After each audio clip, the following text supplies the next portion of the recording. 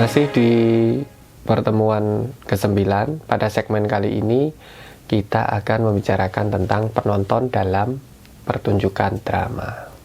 Untuk mengawali segmen kali ini, saya ingin mengajukan beberapa pertanyaan lagi ya. Misalnya, dapatkah sebuah pertunjukan teater terjadi tanpa penonton? Apakah penonton teater diharuskan membaca naskah lakonnya sebelum menonton pertunjukan?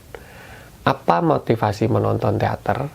Bukankah sajian audiovisual sudah tersaji sedemikian rupa di sekitar kita, bahkan dalam genggaman kita? Apa kesanmu ketika menonton pertunjukan teater melalui YouTube? Tentu saja ini bandingannya menonton teater secara langsung ya.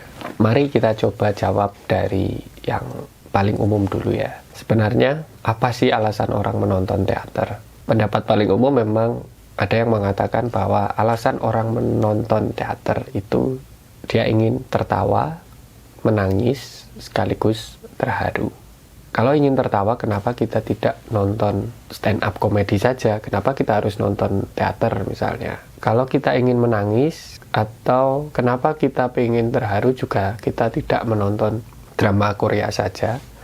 Kalau RMA Harimawan mengatakan bahwa alasan orang menonton diantaranya adalah hasrat kemanusiaan ya, menjadikan teater sebagai lembaga sosial dan sarana berinteraksi sosial. Ada loh yang menonton teater itu karena memang dia pengen bertemu dengan para penonton lainnya. Jadi teater dalam konteks ini menjadi semacam lembaga sosial yang mempertemukan antara manusia satu dengan manusia yang lain. Terjadi atas kesamaan emosi penonton dan pemain ya. Jadi antara yang ditonton dengan yang menonton itu punya kesamaan emosional. Penonton biasanya akan mengidentifikasikan dirinya dengan hasrat-hasrat emosional perannya. Biasanya kan kalau kita menonton teater, itu kita akan memilih salah satu tokoh, yang mana dari tokoh itu kita akan mewakilkan diri kita. Paling gampang kita akan memilih tokoh protagonis misalnya. Kita akan cenderung akan membela ketika misalnya dia mengalami kesedihan, tentu saja kita jadi ikut sedih. Nah itu salah satu kenapa kita berusaha mengidentifikasikan diri kita ke dalam peran yang ada di atas panggung.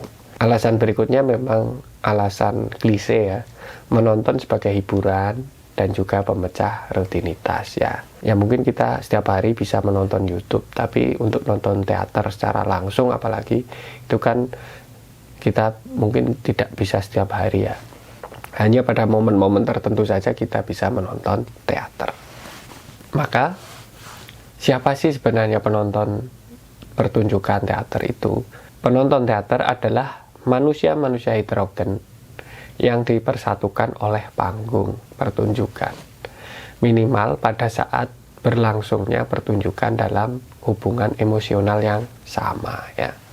Penonton teater adalah mereka yang memiliki kesadaran untuk berpartisipasi dalam ilusi yang dibangun dalam pertunjukan. Ya, jadi penonton teater itu punya kesadaran untuk ikut berpartisipasi ya, menikmati ilusi yang ada di atas panggung. Selain ikut berpartisipasi, tentu saja dia juga berusaha untuk mengambil jarak dari panggung itu sendiri.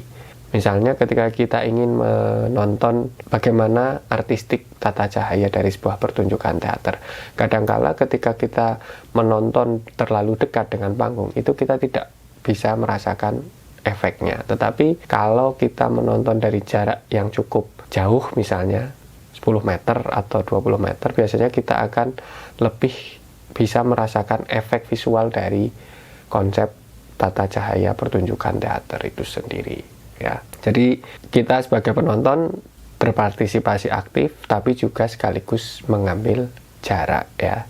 Sampai di sini jelas ya drama dalam jagat sastra. Sampai bertemu pada pertemuan berikutnya. Salam.